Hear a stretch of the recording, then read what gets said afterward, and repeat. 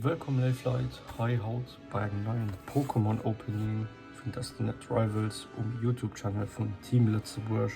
Haut mal einen Interblister von Skeledirge, der Kroko von der Stadt Jan. Ich so, fängt mal direkt an. So, das war mit der Packung. Ich kriege gut ab. Ja, also wie immer bei Interblistern, E-Park oder so. Ich weiß nicht, kann sich noch viel erwarten. Ich gebe so ein E-Stand nicht. Die Chance ist einen Booster und Hit zu kriegen. Außer hier Stoh. Muss auch keine Flasche sein. Nee, ja, E-Booster, also kann nicht abgucken.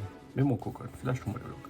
So, also Codecard von der Welt, QR-Code scannen oder Code eingeben.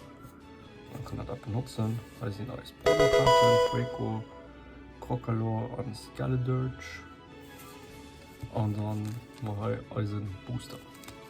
Ich so ein mein Verlass.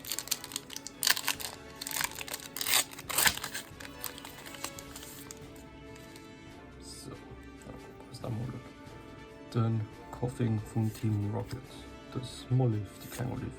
Den Torchic. Team Rockets Miau. Sind wir als Melodic. Auch in von verschiedenen Leutes Favorites. Manis Leopard, schwarz-weiß. Team Rockets Venture Bomb. Smoliv am Reverse. Squawkability am Reverse. Und Ethan's Typhlosion am Holo. Ja, das war es auch schon.